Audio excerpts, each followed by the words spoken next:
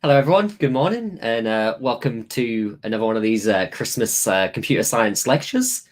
My name is Kieran Hicks. I'm a lecturer at the University of Lincoln. I teach predominantly on the games computing course. I teach a lot of the different kind of games design and games implementation modules. And today we're going to be talking about a concept that's quite close to a lot of my research, which is called player experience. So if I can get my slides up, there we go. And so the topic of today is basically, what is player experience? And it's one of those terms you might have run into by accident or seen online where kind of people talk around player experience design, or sometimes they might say user experience. And you might have even seen kind of the acronym UX or PX kind of dotted around the internet talking about different aspects of games or just interactions in general. And so what we're going to be doing today, at least, is actually talking about what player experience is. And so I'm going to kind of introduce this idea of player research, which is where, we actually analyze players when they're playing games to use that to kind of make games better. I'm going to kind of discuss this terminology of player experience. Sometimes I might use the acronym PX, or I might just say player experience entirely. They're interchangeable, so don't worry too much about that. And I think the main thing, kind of that we're going to go through in this talk is actually ways in which we can measure player experience, the different kind of tools and approaches that we can take to measure that, and why we actually, take each of those different approaches, where they're useful, and what kind of information we can find out from doing that. So a quick little bit about me again. So yeah, I'm a lecturer at the University of Lincoln. I sit in the intLab research group, which is a human-computer interaction group that has a kind of focus on HCI research and games research. We do some really cool stuff around virtual reality and kind of exploring that in lots of different avenues, as well as other more general interaction design stuff. Me personally, as a member of intLab, I've done quite a lot of research around exactly the player experience. And so if you happen to catch my talk early in the week around juiciness, my PhD was around, again, looking at juiciness, but actually looking at how we can measure the effect of that on the player experience, right? And how we can measure the player experience. And so I also did the same for my master's. And so I've spent quite a lot of time looking exactly at how we can conceptualize player experience, and then how we can measure it, and then what that actually means for games in the future. And that's what kind of prompted this talk, because I think it's an interesting thing to talk about, and not everyone is aware of what PX even is. So something I frequently run into when I'm talking to people about player experience, when they don't necessarily know much about that topic, is they conflate it with the idea of playability. And they're very, very different in the fact that if we look at playability, it is to do with how the game interacts, or sorry, how you as a player interact with the game. So we look at kind of button presses and, if the game makes sense, and that if you understand how to navigate the interface, and that this is the same for, user experience design outside the context of games. And that, when we consider usability, we're not considering the experience you have. We're actually only really caring if the thing we're having you play or use works, right? As if you're able to understand how to use it, and you're able to continue on and actually use it successfully.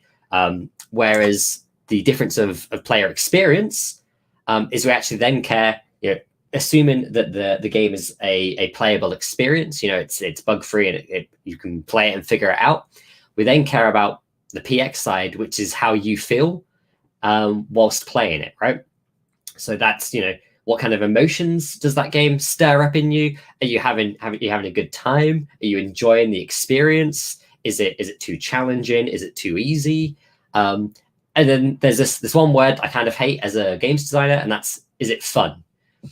And again, predominantly, a lot of entertainment games are made to be fun, but fun is a really loaded word that I'm not going to unpack in this lecture. I think that's probably a lecture in itself. But shorthand for, is it an enjoyable experience? Is it something that you'd want to do again and again and again, and you're engaged to keep playing? And so obviously by us trying to measure and understand player experience, that lets us hopefully make better games that are more interesting, more engaging, and more fun to play. And so I got this little diagram here that kind of breaks down the difference between playability and player experience. And so again, you can see that playability is basically a result of both the design and the game, whereas player experience, which is what we're interested in today, is a result of the player actually enacting on that game, right? So they enact on the design, but we're interested in the stuff that's happening between the player and the game experience.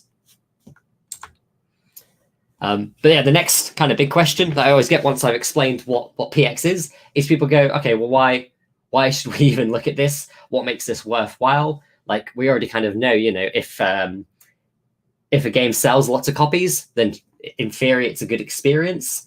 And that can be the case, right? We can use commercial success of existing games as evidence for maybe particular game mechanics that work really well, or certain game elements. And obviously we see that in the industry a lot. I'm sure some of you probably saw it firsthand recently with the Battle Royale genre kind of come into prominence. So, a couple of games experimented those mechanics, and then, Fortnite kind of ballooned in size to become a dominant kind of Battle Royale game. And now we see lots of other Battle Royale games emerging or have kind of been released and decayed since then.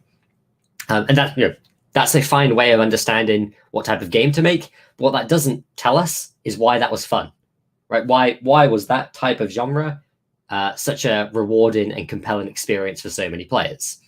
And that's the kind of question that player experience researchers can answer, because they have a wide range of different tools that they can kind of go through and kind of use to help pull out those interesting aspects of that game. And they can start figuring out, right, is it the fact that there's 100 players in a Battle Royale game? Is it the fact that it's satisfying and visceral to fly down from the sky and parachute into an unknown land? Like, there's a bunch of different questions that player experience researchers can ask, and then answer through some different means. That isn't to say that money isn't one of the objectives. At the end of the day, the games industry is a multi-billion-dollar industry. It makes a lot of money, and games companies are incentivized to make better games to make more money. And so there is a large demand for player experience researchers now in the industry, because games have become much larger in scope. They cost a lot more money. So now there's PX researchers that people hire to make sure that their game's actually going to be a good game before they release it. And so you can see, like, it's one of the fastest growing roles in the industry at the moment is this kind of player experience or user experience researchers. So money plays a big part into it. But as I said, the other part is this idea of fun. Games are intrinsically motivating. People seek them out because they want to relax, they want to have fun, they want to compete. And it benefits everyone if we help make those games better by researching what players are actually enjoying. And so I've often kind of been asked this question of when should you actually kind of, maybe bring in a PX researcher, or when should you try and, do some research around the player experience of a game. And so obviously game development's a really long process. Some games are now in development for like 7+ years. And really you can't measure the experience of a game until you actually have something that players can experience, right? So there's no way of finding out what PX is until you have something that they can play, and you can actually get that feedback and you can get their opinions and their perspectives on if the game's any good. And so typically this tends to happen around kind of the alpha stage, or the beta stage of games. So, in the alpha, that's when there's a playable build of the game. So they've put all the core mechanics in, but maybe there's not much polish. It's probably not particularly juicy at this stage, but it's still at the alpha stage that lets them see, through measuring player experience, that lets them see if that game's worthwhile to pursue for 7 more years, for example.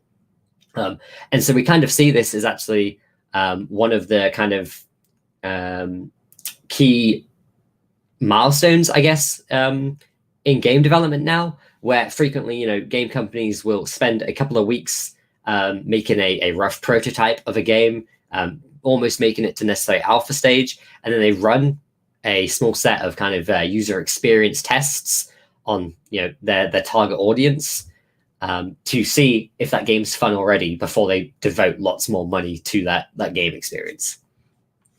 And so that's another reason, in addition to the money and the fun aspect, is actually sometimes it can save time by realizing if a game's going to be fun near the beginning of development rather than at the alpha stage.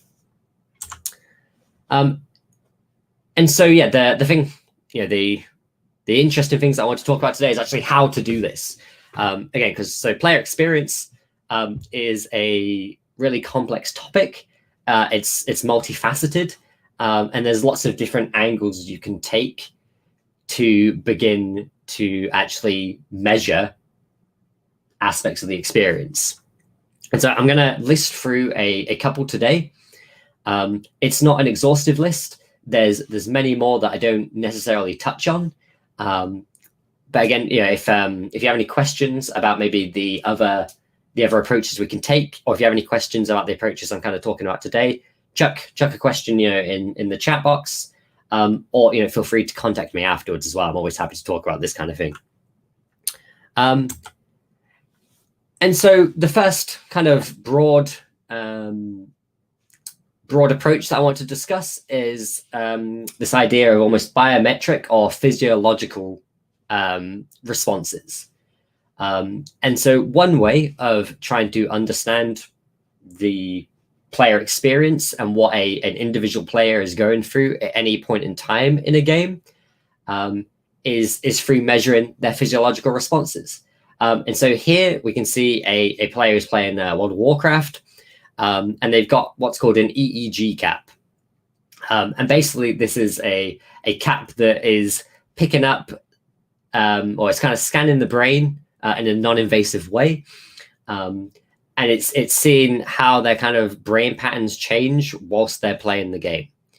And so through that, they can, as a game developer, you can have potentially, like a big event that you're expecting to be impactful.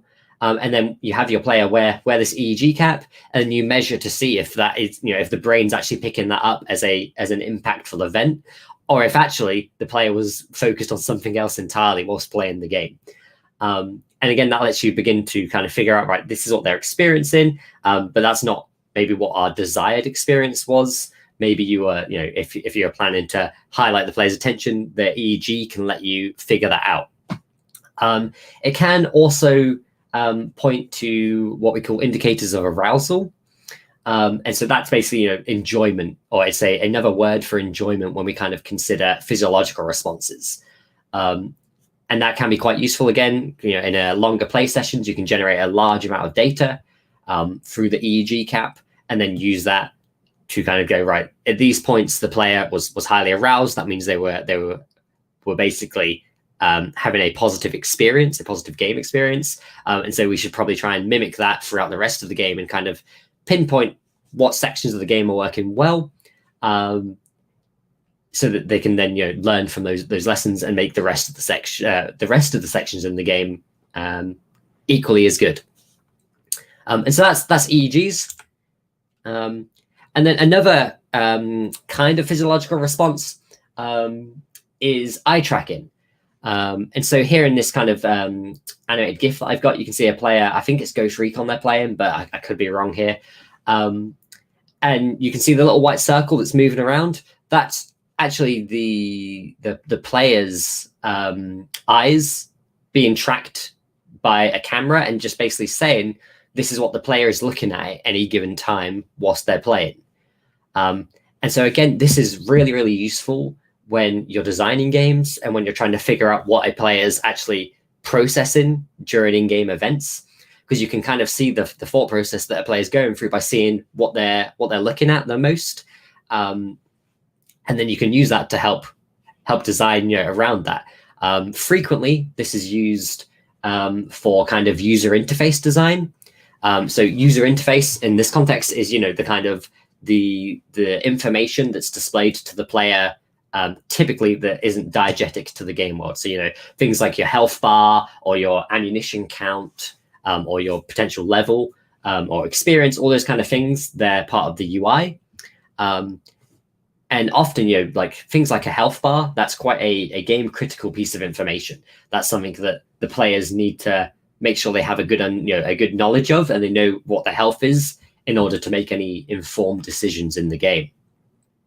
And so because of that, we use things like eye scanning to make sure that the player is actually able to kind of look at where that health bar is. And if maybe it's like in the top left corner, and we can see using eye tracking that they're constantly looking at the top left, but then they're missing game relevant information that's happening in a different part of the screen, we can then go, right, actually, maybe we should consider moving that bar to somewhere that's less kind of out of the way so that the player can see it more easily and doesn't require their eyes to move back and forth across the screen. Because one, they're going to miss information, but two, that also begins to get really tiring for the player's eyes, particularly if you're playing on much bigger screens nowadays, and you're moving your heads. You want to kind of keep the player's focus on the center. And again, using things like eye gaze is a good way of kind of helping to pinpoint any of those potential issues in your experience before you release the game. And then another kind of biometric response that we do use is this kind of these skin sensors. And so we kind of call it galvanic skin responses. And so all that's to do is basically, your skin is incredibly reflexive to stimuli, whether that's real world stimuli or whether that is in the game. And so what we can kind of pick up on is, when you're playing an experience, or even in the context of like films and media, when you're just watching something, dramatic or something engaging, your skin responds. And we can pick up the tiny differences in how your skin is responding. And we kind of collect that into a big data set. And then we can kind of see spikes in, again, where we call it arousal. Well, that's one of the things we can look at with galvanic skin responses. And we can see spikes in arousal. And then we can kind of figure out where that's potentially coming from in the context of games, at least. And so like a good use case for this is kind of in games that are meant to be like suspenseful. And so things like horror games, or I can't think of the name of the game now. I think it was Alien Isolation, which is basically a game where you're kind of constantly running away from a predator alien-esque figure that was scary. And so, with galvanic skin responses, you can actually see exactly when the player starts to kind of be scared, and when the heart rate's jumping up as well, which we'll get onto in a second, actually. And that lets you, again, kind of see how the flow of the game is happening. And again, as a designer, that's useful to know, because you might actually not always want the player to be, in a really high arousal state and constantly, adrenaline fueled, so to speak. And I said sometimes you do want those slower moments to give the player a chance to breathe and collect their thoughts. And we use this kind of data to help with that. I've actually just seen an excellent question in the chat that I'm just going to pop up, hopefully. And so Halid has asked, do we know of any examples where the designer wants the player to have a very low sense of emotional arousal, or are they always trying to maximize arousal? And so actually it's interesting. I kind of almost covered that a second ago. And yeah, there's always those cases, right, where games, you don't want games to always be to the limit, pedal to the metal. Sometimes you need them to kind of slow back. And there's a psychological theory called flow that we sometimes apply to games. And this idea of flow is basically to do with when a game is challenging, but not so challenging that it's too hard and you kind of get stressed. And so instead, it's kind of this perfect linear line that goes up as the player's skill goes up, and that keeps the player in a state of flow. And there are actually times when you can use things like galvanic skin responses, or the EEG cap, for example, to help measure to see if actually, one part of this game might be too stressful, right? It's actually way too arousing, and we need to tailor that back a little bit. A kind of example of that is the game Left 4 Dead 2. They have what they call the director AI.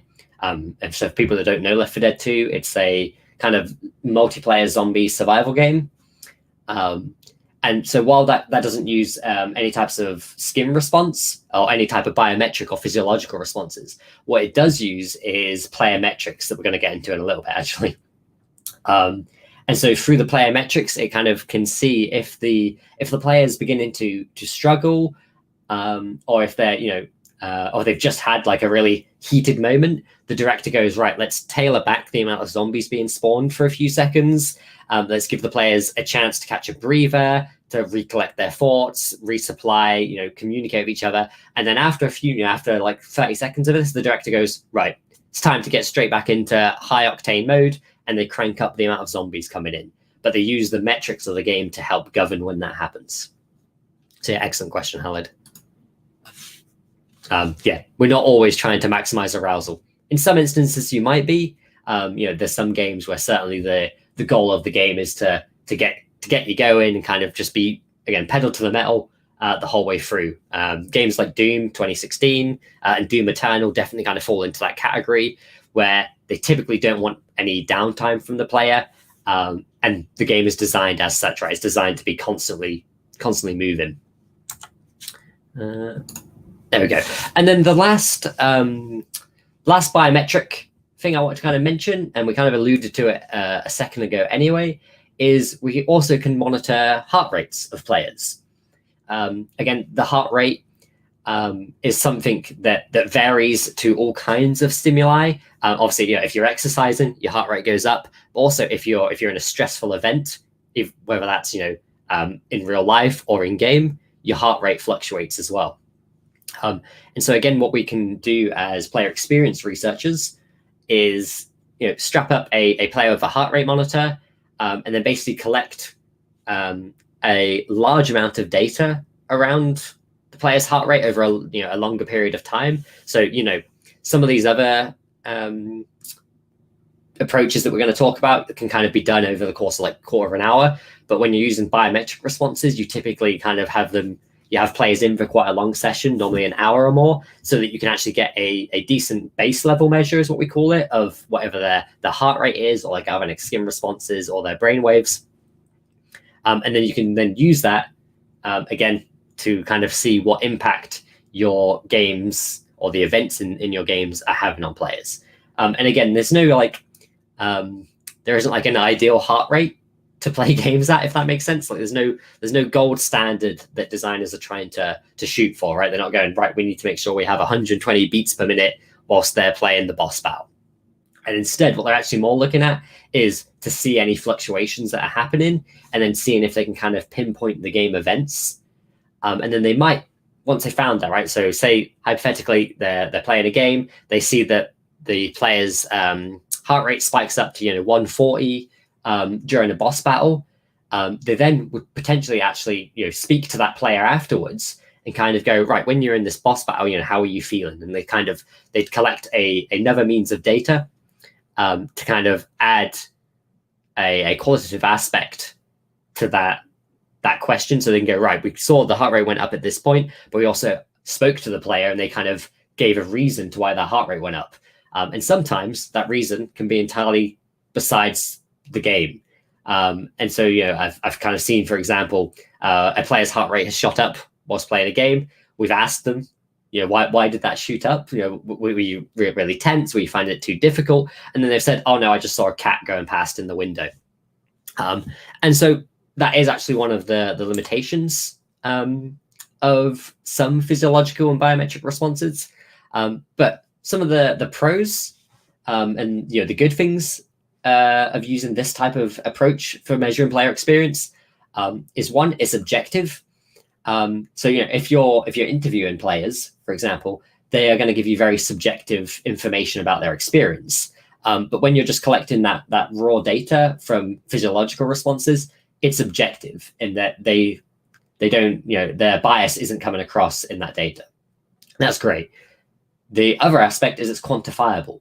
And And so that what we mean when we say that is, again, it's hard numbers that can then be directed at some sort of game aspect, right? So if you see, if in all the players you have, they all had high states of arousal during a game event, that's some quantifiable, facts that you can kind of say to the developer, look, during this bit, the players experienced this, they were high arousal, this is good currently, don't change it. Or vice versa, and say, during this game event, none of the players were aroused, is boring, we need to fix that. And so that kind of quantifiable data is actually really useful, particularly in the industry, when you might have to convince or kind of communicate to game developers that they need to make changes to their game. The designer might be quite passionate about how they've designed their experience, and sometimes having quantifiable facts is a nice way to help kind of convince them that maybe we can make the game even better through making these changes. And then lastly, most of the time, this type of physiological response is replicable. And so what that means is, if we got lots of players to do the same thing again and again, we'd find a similar state of arousal across all of them, because we'd get that base level, and then we'd be able to replicate the different points that we had. However, that doesn't mean it doesn't have some drawbacks. And I mentioned one of those drawbacks. It's not actually on this slide, but again, one of the issues with physiological responses is that they are quite vulnerable sometimes to outside responses if you're not capturing that data elsewhere. If you're not capturing that data elsewhere. So, in the example I gave of the cat in the window, we were able to pinpoint that because, again, we saw a big spike because we had the base rate, and then we were able to ask them and go, what was that spike about? But if you don't have the opportunity to ask them, if you don't have that qualitative data, then you could also kind of go down the wrong direction and go, oh, they had a big spike here. That must mean that the game was too difficult, or maybe the game was just right in this instance. And then you go off with that information. That could actually be wrong. Another issue with these kind of physiological responses, or another con, should we say, it's not necessarily an issue, it's just a drawback of this approach. And that is that they can be quite difficult to set up, especially things like EEG caps. They can be quite finicky. And like sometimes, if a person, this sounds silly, like if a person has too much hair, that can actually cause an issue because it's quite hard to get the connectors to sit on the scalp correctly. And because of that, it also leads into the other issue that it's a lab, like, this type of measuring of the player experience has to take place in a lab environment. And so what that means is, it's never a true recreation of how a player might experience the game in their own home when they're playing for entertainment purposes only. There's quite a big difference in you buying a game, going home and playing it because you wanted to play that game, as opposed to going into a science lab, sitting down in kind of like almost a sterile environment that doesn't look like your own home setup for playing games, and then having someone slap a cap on you or put a heart rate monitor on, or a camera in your face that's monitoring your eyes, and that can have an impact on the experience, right? Because it's not a true to life experience. The last potential drawback is the data can be actually really hard to interpret. And again, I kind of alluded to this when we were first talking about it, in that we kind of consider a higher heart rate as a indicator of arousal potentially, but it could also be an indicator of so many other different aspects or feelings that the player is currently experiencing. And so it can be quite hard to interpret, although there is some good scientific approaches that minimize that potential risk, and they can be applied. So the next angle that I kind of want to talk about, so we're moving away from physiological responses now, and what I want to talk about was metrics, basically. And so near enough every single kind of commercial game that's been released in the last few years is making heavy use of player metrics. And what I mean when I say player metrics is basically they are recording all of the data they possibly can about your experience whilst you're playing. And so that includes things like, in here I've got a screenshot of like the end screen from League of Legends. And so they're recording all this data, and they use that to then analyze the game at a much larger scale. So if we take this League of Legends example that I've got up, in that game, you can purchase items that basically change, like they improve your character for the duration of that game. And what they will do is they will basically be recording every single item that someone buys, and then they will then look at what combination of items people are frequently buying, and then they will look at what characters are frequently buying certain items, and they'll be storing all this data. And then, if you think about a game like League of Legends has millions of players, so they're getting millions of data sets every day from every game. And then they analyze this. They normally use like lots of different InfoVis kind of approaches to basically visualize such large data sets. But then they use that to help decide how to balance the game, decide how to basically make the experience better or to change the experience. And so they can see if certain players are constantly picking X items, and then a consequence of that is that people's kill death ratios go down, then they can probably, they use that to make changes to the game and decide, actually, this is what we should be doing. And again, this is like quite an obvious example, I think, of player metrics. And I think for people that might have played MOBAs or any kind of competitive game, you frequently see those kind of balance patches going out based on that data set. But it's actually used in all kinds of games as well, right? Not just multiplayer or competitive games. So a good example of this is the game Journey by That Game Company. Came out a few years ago now. But that's basically a single player with a little bit of multiplayer experiences kind of added on. But there's no competitive nature. There's no even real kind of win-lose conditions in that game. It's more of an exploration game. But That Game Company recorded a ton of different kind of player metrics around how people were engaging in that game, where they were moving around the map, whether they were interacting with the other player that would join in naturally. And they used that again to kind of plot out the experience a player was having and kind of going, right, at this point, this is when they started kind of pressing these buttons. And that's when they then went off to explore, and then they saw their other player. We can assume that that was a fun moment for them. And they use that to kind of help design games in the future.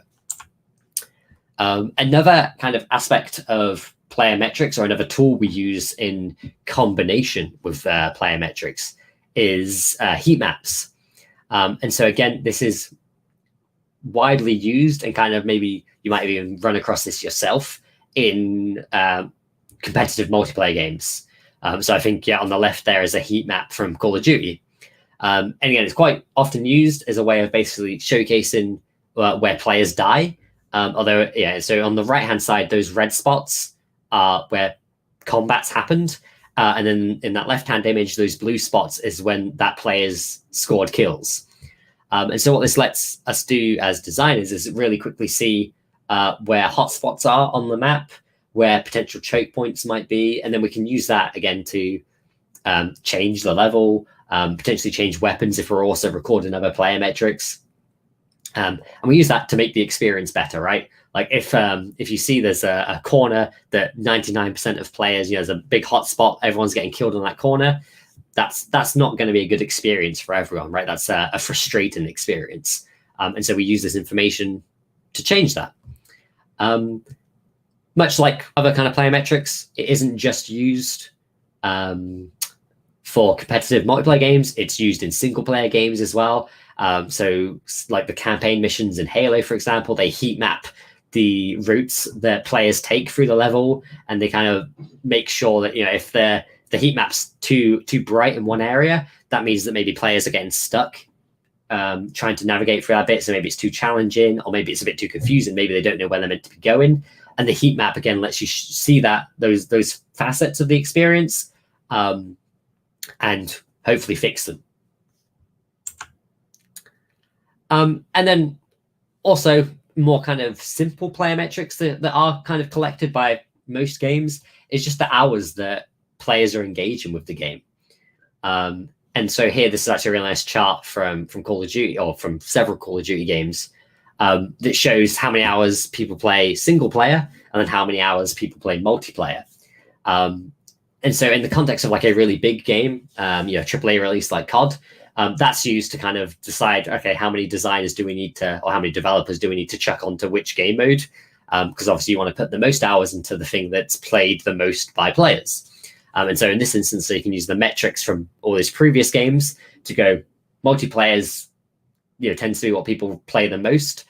So let's make sure that's as good experience as possible using all of the other player metrics that we've collected from those games as well. And so it's a big industry, this kind of player metric and game user research aspect, but all of it eventually leads to kind of improving the player experience. So some of the positives of using this type of approach is, one, you get really big and potentially complete data sets. So if you're recording that data yourself, or if the games company is going, right, we're recording the metrics for every player, what that means is you have a complete data set of your player base. And that's something that's kind of rare in traditional kind of research, right? You can't normally survey every single person. But with player metrics, because you're in charge of what's stored, you can make sure that you're actually recording metrics from every single person. And that's great. It also is typically a natural environment for the player. So all of those kind of Call of Duty metrics we were looking at a second ago, they were all recorded when the players were playing of their own volition, in their own homes, or in whatever their kind of gaming setup was. There was their choice to do that. So it was in their natural environment. And as I said, compared to the lab environment, that can sometimes be a more true to real world perception of the data. And so that can be useful, right? Because you can go, this is actually how players are engaging with the game, where in a lab environment, it can be different. And then lastly, the other kind of positive is, depending on how robust the player metrics that are being collected are, you can have very detailed information on specific players, and that can kind of then feed into like what we call player typology, where kind of typically everyone that plays games can be broken down into some different categories of like, we call them player types. And that depends on what type of activities they like doing in the game. So if you're someone that likes exploring in the game, then you would be kind of considered like an explorer player type. And there's broken down as like 18 subclasses of this. But anyway, when you're recording really rich player metrics, that lets you kind of find out the types of players you have, and you can see what content they're engaging in, and you can see if they need more content, or you can see if something else needs to be changed, or if you're missing a player type entirely, you can refine your game design to include them. And so it's really good for that really specific real world information that's detailed. However, with player metrics, there's no context. And so in the same way that the physiological responses weren't able to say exactly what was happening in the game, only that something changed, player metrics have a similar issue. In that, if you can see that, a player has got a great kill death ratio, or, the engagement metrics are really high, right? And they're spending 100 hours playing every week. That doesn't actually say if the game's fun. Like, it doesn't say, is the player, we can't answer the question, is the player having fun? We don't know if it's an enjoyable experience. All we know is at least it's an experience that's kept them playing.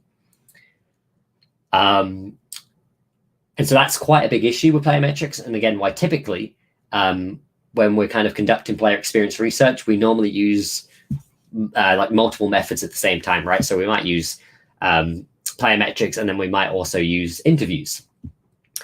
And so that's kind of, I guess, the second drawback is, it has to be, or it is improved significantly when combined with other data. And so, I've just seen actually a really interesting question from Thomas Locke. So I'm just going to highlight that. And so he's asked, do you know what the legal precedent is for collecting the data regarding things like GDPR and the kind of Data Protection Act? And I think America probably has something similar.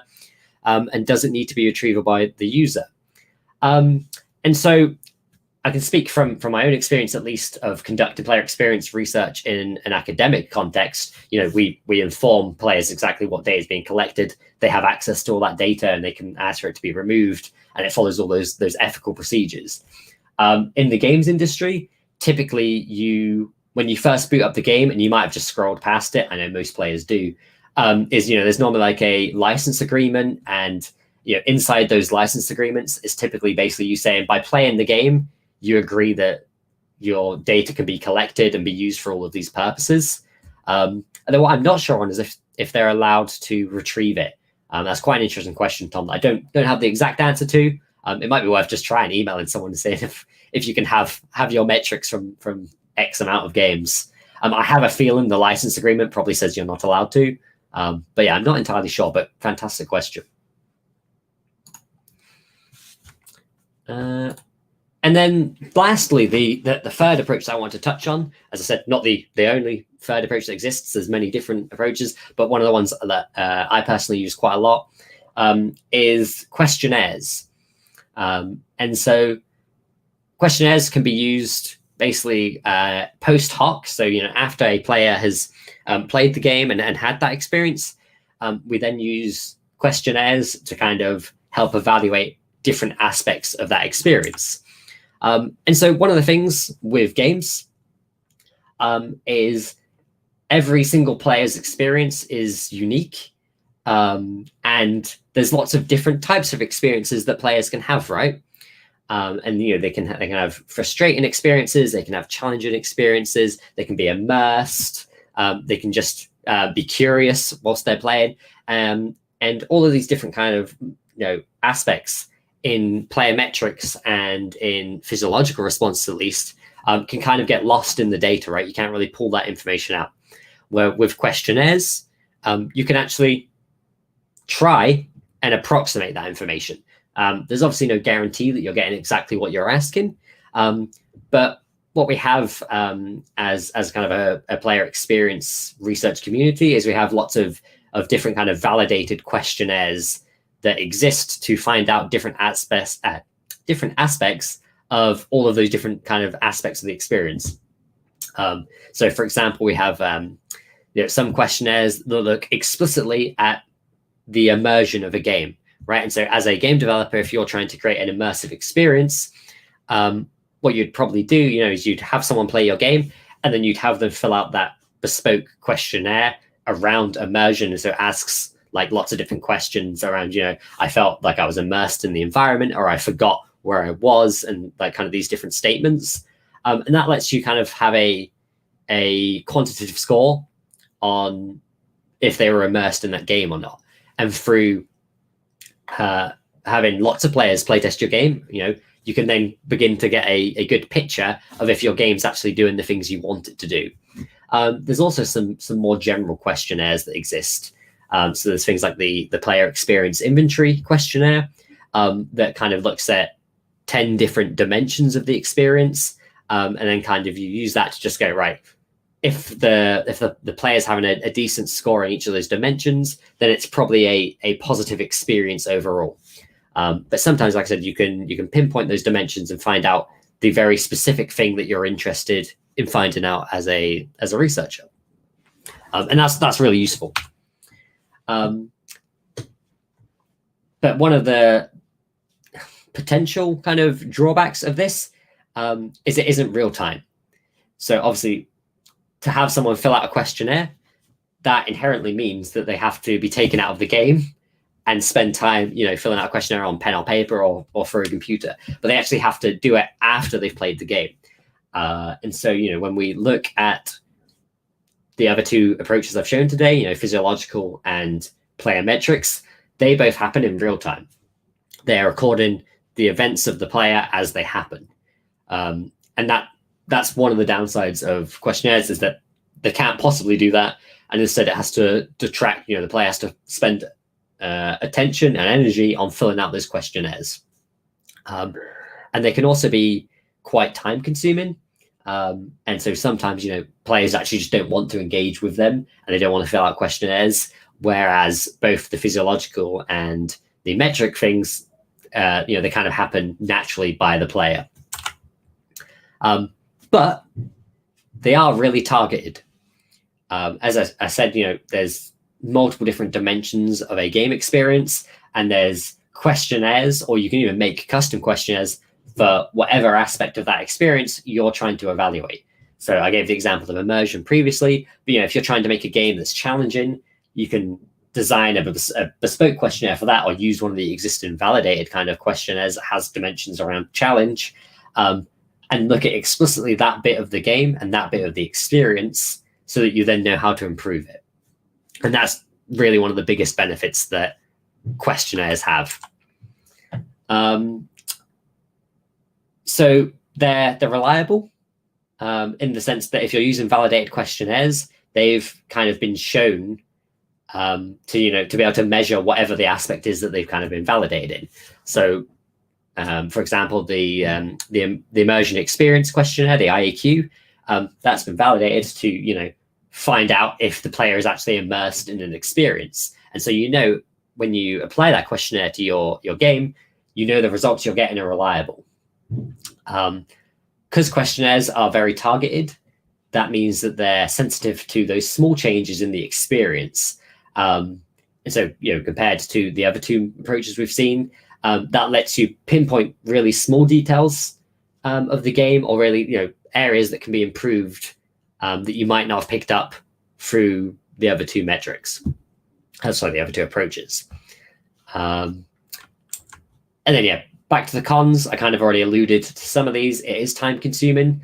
It requires the player to actually have a conscious effort and to reflect post experience on what their experience was playing that game was.